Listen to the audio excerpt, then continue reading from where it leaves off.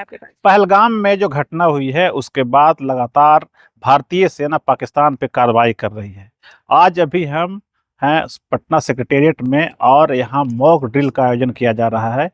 कहा जा रहा है कि पहले यहाँ सायरन बजेगा और सायरन बजने के बाद पूरा ब्लैकआउट होगा, और इस तरह की स्थिति जो है कहा जा रहा है कि 300 से अधिक जिले पूरे भारत में 300 से अधिक जिलों में इस तरह की कार्रवाई की जा रही है, मॉक ड्रिल का आयोजन किया जा रहा है। मेरे साथ कुछ वरिष्ठ पत्रकार हैं, आलोक कुमार डब्लू जी हैं, रविकांत जी हैं, दीपशिखा हैं।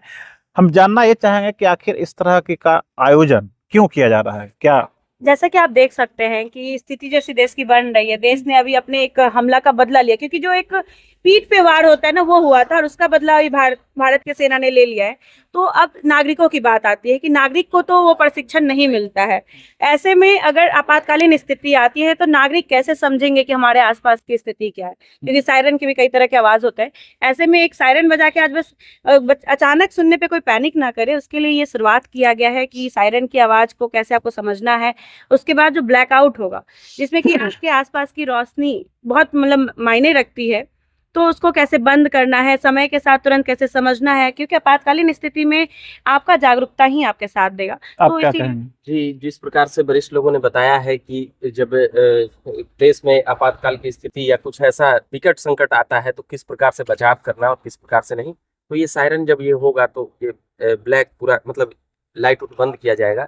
ये सब चीजें बता रहे थे, खतर की बातें बता रहे थे। तो हम लोगों को तो ज्यादा एक्सपीरियंस है नहीं कि इस पर ज्यादा आप क्या टिप्पणी करें, मगर नहीं, हम लोग के लिए तो पहला ये ऐसा अनुभव रहेगा।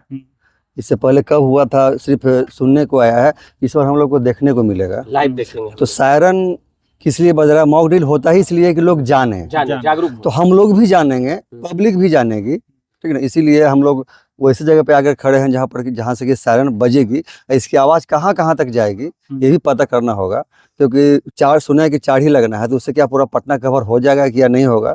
नहीं, इसमें जानकारी है कि 4 जगह के मेन जगह है जहां हूटर बजे। जैसे यहाँ कहा जा रहा है कि यहाँ जो घंटा घर है, जो घड़ी की सुई है, वहां पे बजना है।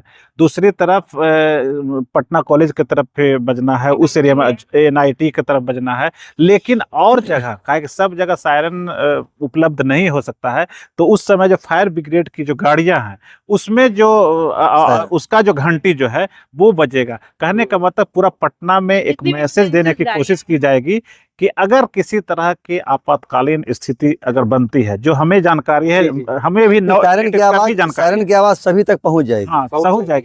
अच्छा, इसका रीजन जो है एक तरह से कह सकते हैं कि जैसे कोई भी घटना होती है, जैसे अगर भारत अटैक कर रहा है किसी पे, अगर पाकिस्तान अटैक कर रहा है किसी पे, तो उसके पहले एक मैसेज, जैसे यहाँ कोई घटना घटती है, देखिए मेरे पीछे देखिए सायरन बजना शुरू हो गया और मेरे कुछ पत्रकार हैं वो इसका वीडियो भी बना रहे हैं। आप देख सकते हैं ये जो आवाज है ये कहीं ना कहीं एक मैसेज देने की कोशिश की जा रही है। और अभी जो टाइम जो अभी हुआ है हम आपको बता देंगे, 6:58। पहले से प्रस्तावित थी कि 6:58 में सायरन बजेगा 2 मिनट के लिए। उसके बाद 7 बजे से पूरा जो अभी मेरे पीछे जो आप देख सकते हैं, कुछ पत्रकार भाई हैं वो लोग वीडियो भी बना रहे हैं। आप देख सकते हैं कि यहाँ जो लाइट बत्ती जल रही है, कलरफुल लाइट है। ठीक इसके पीछे विधानसभा का परिसर है, वहां भी लाइट जलती रहती है और इसे आकर्षक दिखने के लिए इस तरह का लाइट का आयोजन किया गया है। लेकिन जब ये सायरन बंद होगा, सायरन बंद होने के बाद ये लाइट भी ब्लैकआउट हो जाएगी। कहाँ ये जा रहा है कि जब किसी तरह की घटना होती है तो उसके पहले खुफिया जानकारी दी जाती है, खुफिया इनपुट दिया जाता है किस तरह की घटना हो, तो उसके पहले लोग सतर्क हो जाते हैं। तो कहने का मतलब ये लोगों को बताया जा रहा है, समझाया जा रहा है कि आप सतर्क हो जाइए, सायरन बज गया। आप देखे हुए कि अगर फायर ब्रिगेड की गाड़ियां भी रोड पे चलती है तो इसलिए उसमें घंटी बजाई जाती है, क्योंकि लोगों को ये पता चले कि फायर ब्रिगेड की गाड़ियां आ रही है, आप उसे रास्ता दीजिए, कहीं ना कहीं आग लगा हुआ है और वहां उससे पहुंचना जल्दी है, तो आप जगह। तो कहने का मतलब ये है कि वहां ये मैसेज दिया जाता है कि अब कुछ होने वाला है, अब ब्लैकआउट होगा। ब्लैकआउट किस लिए हो जाता है, मुझे जहां तक जानकारी, हो सकता है हम गलत भी होंगे, लेकिन ब्लैकआउट हो जाता है कि जो अटैक होता है तो खुफिया जिस तरीके से जानकारी होती है सैटेलाइट के माध्यम से, या फिर कहीं अटैक होता है तो वहां वो सैटेलाइट के माध्यम से पार्टिकुलर एरिया को देख लेता है। तो अगर लाइट अगर नहीं रहेगा तो उसे रात के अंधेरे में भी देखने में मुश्किल हो सकती है। और जो आतंकी गतिविधि देखिए, ब्लैकआउट।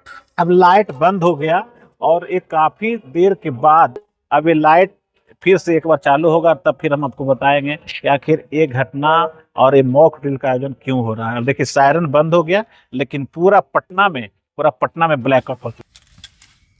देखिए ब्लैकआउट का मकसद सिर्फ इतना ही है कि अगर किसी टारगेट पे अगर किसी को अटैक करना है, तो अगर वहाँ पे अंधेरा रहेगा तो उस टारगेट को खोजने में मुश्किल होगी।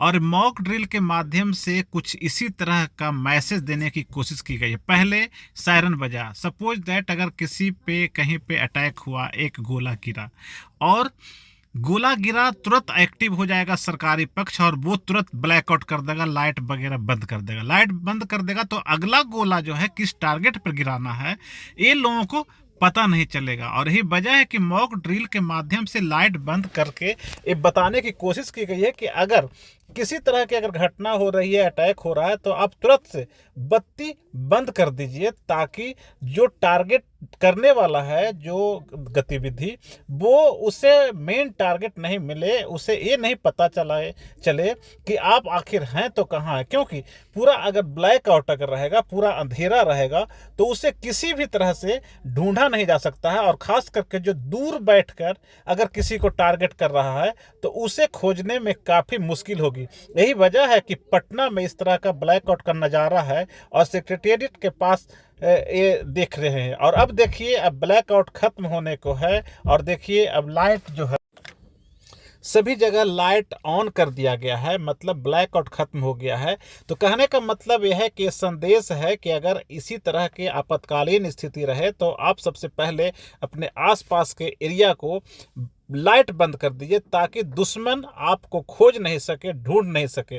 तो इस तरह का मॉक ड्रिल का आयोजन किया गया है, क्योंकि पहलगाम हमले के बाद भारत जो है पाकिस्तान ने जो किया है उसके कर्मों की सजा देने में जुट गया है और लगातार भारत को सबक सिखाने की कोशिश की जा रही है। और यही वजह है कि कल देर रात से ही पाकिस्तान के आतंकी संगठनों पर, आतंकी ठिकानों पर भारत जोरदार हमला कर रहा है। आप देख सकते हैं सेक्रेटेरिएट में ब्लैकआउट खत्म होने के बाद वहाँ जो कर्मचारी हैं वो काम कर रहे थे, वैसे 24 आवर यहाँ कर्मचारी काम करते हैं, वो भी उनकी गतिविधि शुरू हो गई है। तो आपने देखा कि कैसे पटना के कई स्थानों पर मॉक ड्रिल का आयोजन किया गया।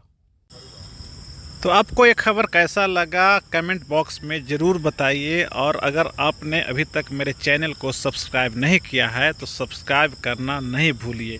और अगर इस तरह का कोई भी संदेश आपको सरकारी स्तर पर मिलता है तो उसका पालन भी ज़रूर करिए।